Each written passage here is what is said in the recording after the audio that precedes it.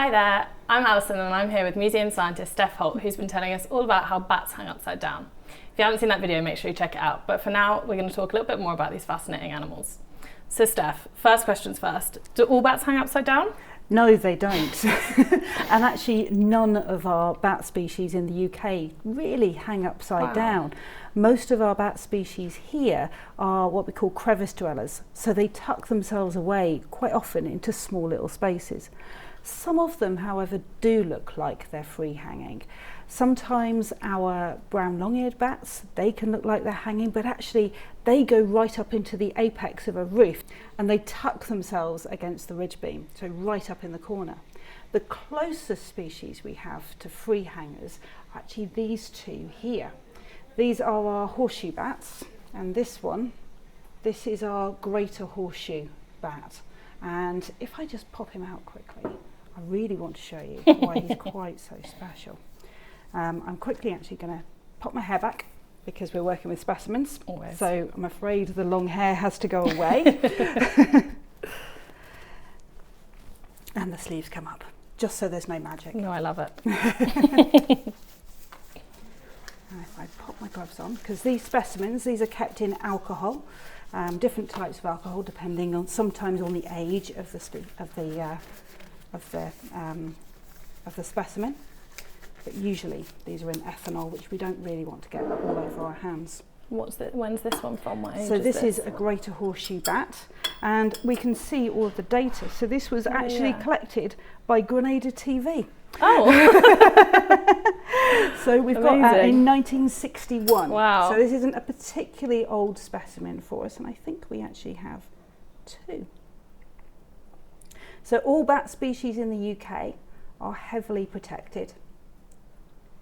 These would have all been captured under licence, and likely they would have been found dead to be collected like this. Wow. So here we go. Here we have our greater horseshoe bat. Well, actually two of them, and you can see the horseshoe on their faces. Just here, the little horseshoe nose leaf. So they're quite an unusual bat species. They're a very rare one in the UK. They're some of our rarest bats. And what you can see here perfectly is their back feet. So this is what they use to hang up by. So they hang up by their back feet. They claw onto a really small little indentation inside a tree, in a cave, in a cellar, something like that.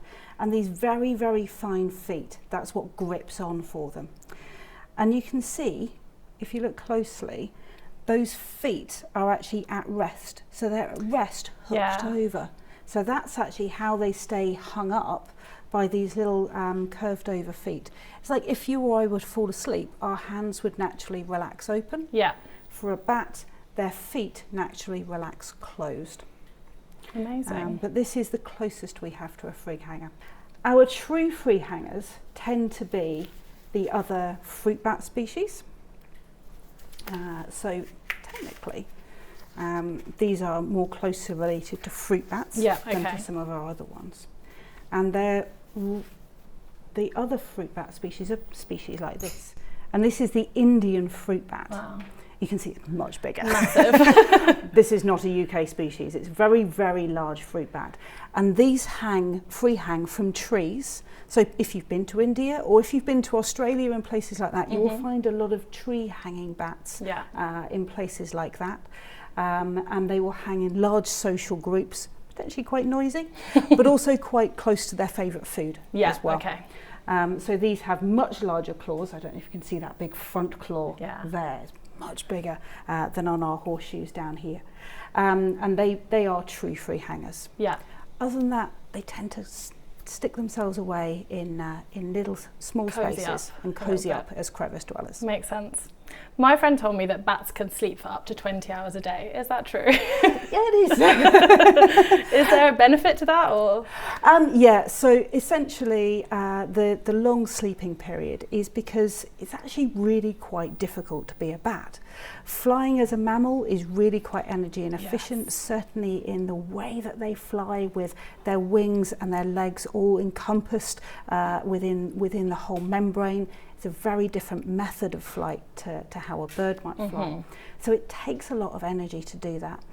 So they therefore only really use flight, particularly when they're off hunting for food.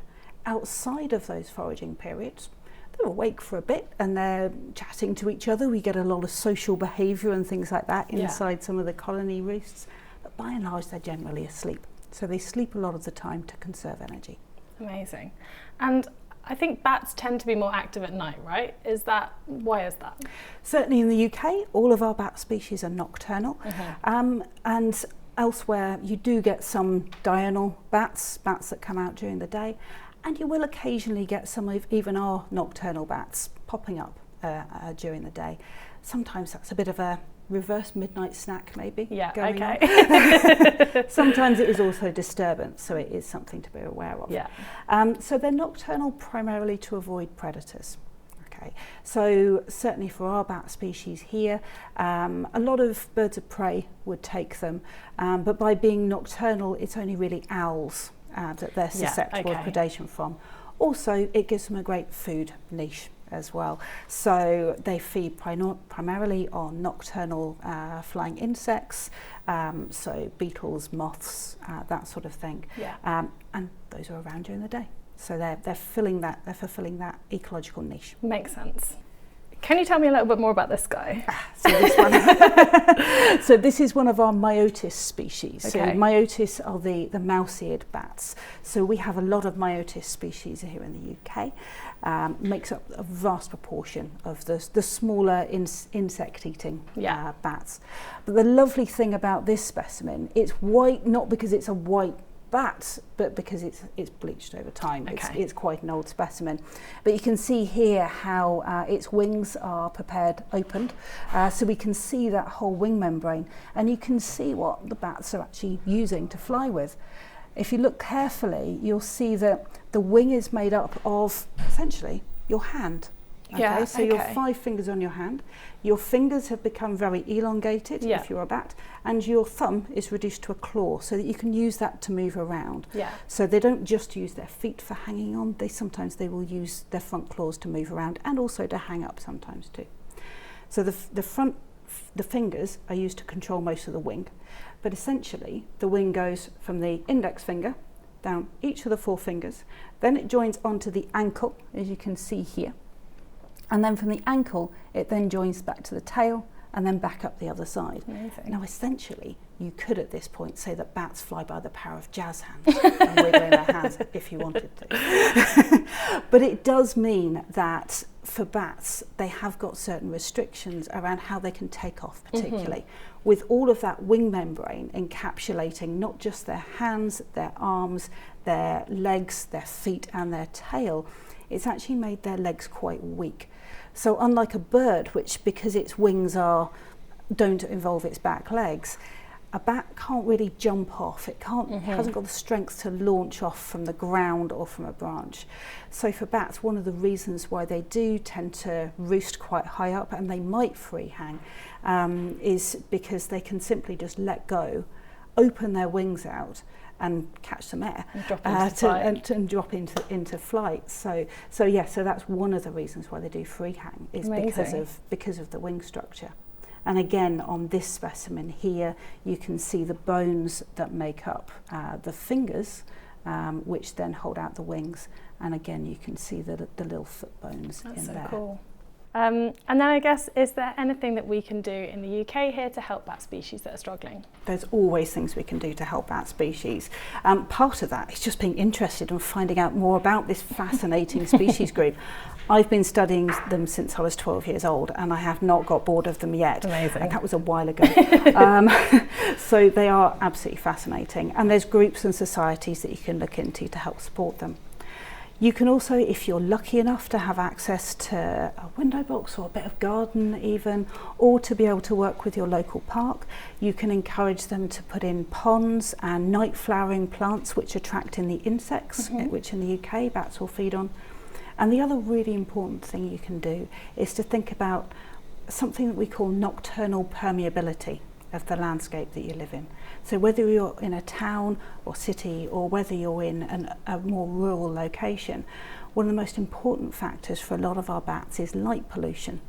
So things which involve turning down the lights, closing the curtains at night so that lights from your inside of your house aren't spreading outside, and working within the planning system to make sure that there are sensible ways of lighting the things that we need as humans, but perhaps our nocturnal species need a little bit darker so that they can continue to be amazing, wonderful, fascinating creatures. That's great. So it sounds like there's loads we can do in the UK to help bat species. Absolutely, yeah, plenty to do. That's very good news. And thank you so much for speaking to me, Steph. It's been really interesting. You've definitely got a new bat fan. Very glad to hear it. Thank you very much, Alison. So there you have it. Now you're full of great bat facts. Which was your favourite one? Let us know in the comments below. And if you enjoyed this video, make sure to like and subscribe for more natural history content.